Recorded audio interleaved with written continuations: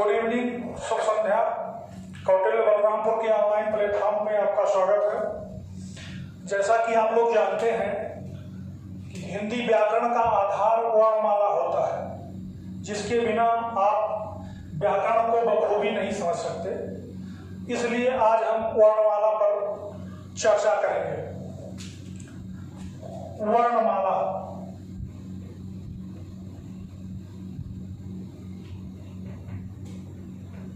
वर्णमाला किसे कहते हैं? वर्णों के व्यवस्थित समूह को वर्णमाला कहते हैं। ये परंपरागत परिभाषा है, आप लोग पहले से भी इसको जानते हैं कि वर्णों के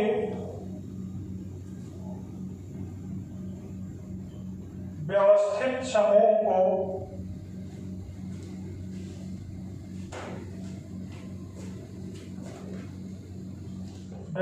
समूह को वर्णमाला कहते हैं।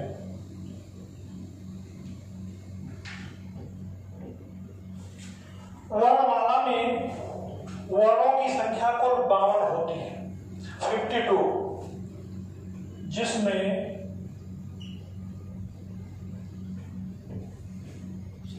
वर्णों की संख्या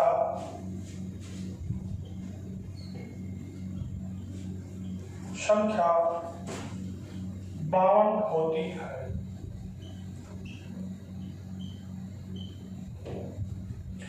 वर्णमाला में स्वर और व्यंजन दो भागों में इनको बांटा जाता है, स्वर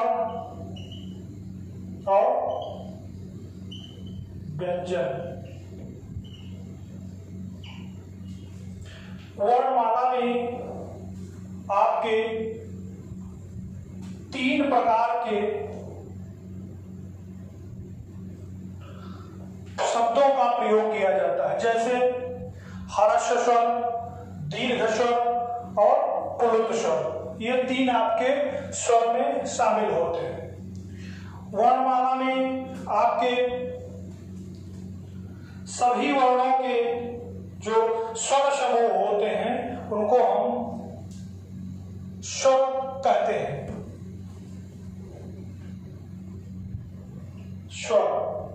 स्वरों की जो संख्या होती है वो 11 होती है। स्वर आपके 11 होते हैं। जब पूछा जाएगा कुल स्वरों की संख्या तब आप 13 बताएंगे। जब स्वरों की संख्या पूछी जाएगी तब आप 11 बताएंगे। वर्णमाला में जो इसकी सबसे छोटी इकाई होती है उसको हम वर्ण या अक्षर कहते हैं। इसको हम वर्ण या अक्षर कहते हैं। वर्ण या अक्षर कहते हैं। ये सबसे छोटी इकाई होती है।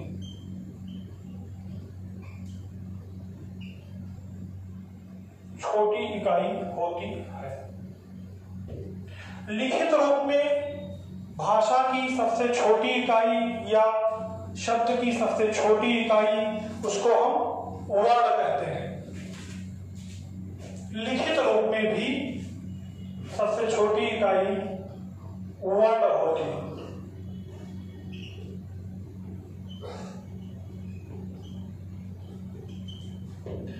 मौखिक रूप में भाषा की सबसे छोटी इकाई ध्वनि होती है। मौखिक रूप में भाषा की सबसे छोटी इकाई मौखिक रूप में भाषा की सबसे छोटी इकाई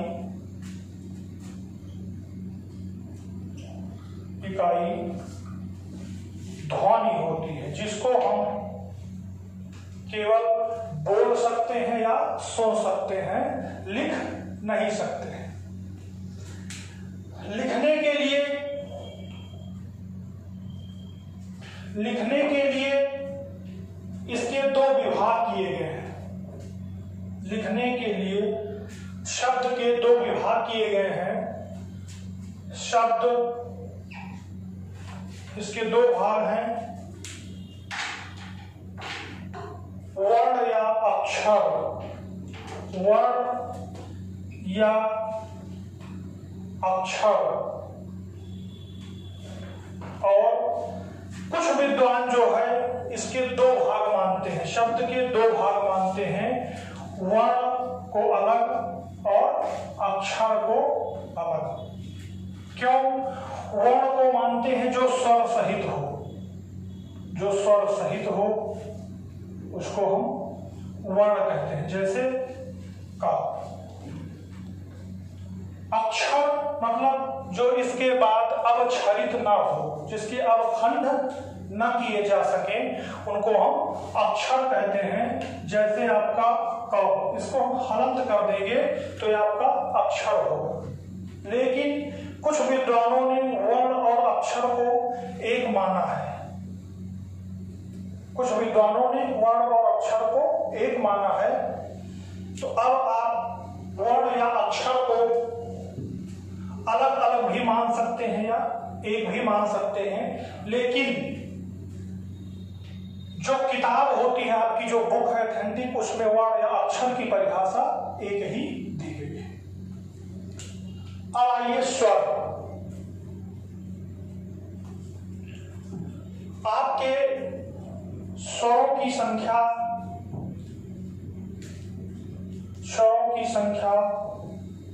11 होती है। कुल स्वरों की संख्या 13 होती है। जैसे छोटा आ, बड़ा आ, छोटी ई, बड़ी ई, छोटा ओ, बड़ा ओ, ऋण ए, ऐ, ओ, औ। ये आपके 11 स्वर हैं। अब अगर हम 13 की बात करेंगे तो इसमें अंग और आह दो अलग से जोड़ते हैं। इनको हम संयुक्त रूप से अयोगवाह कहते हैं, अयोगवाह कहते हैं।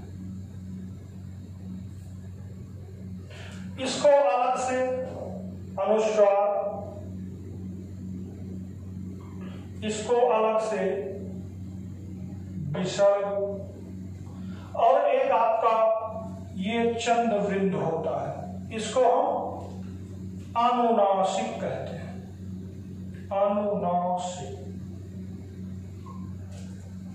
ये स्वर का पूरा विभाजन है या डिवीजन है। इसके बाद 11 ये 2 ये आपके 13, कुल स्वरों की संख्या 13 कंप्लीट होती है। अब आइए व्यंजन।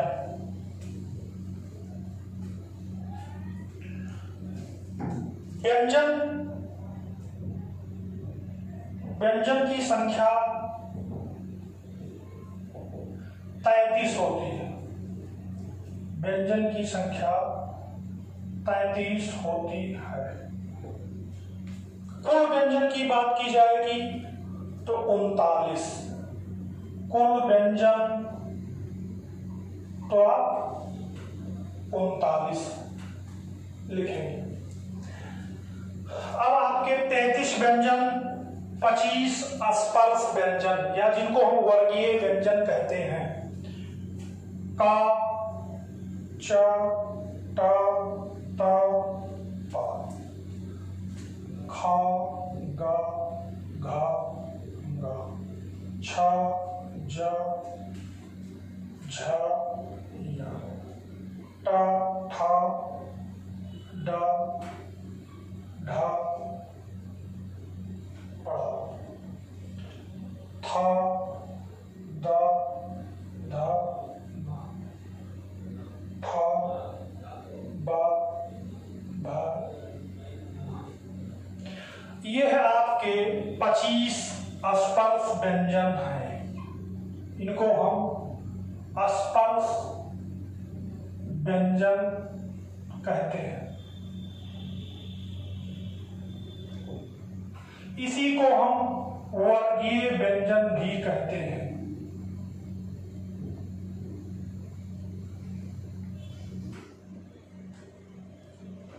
वर्गीय व्यंजन भी कहते हैं।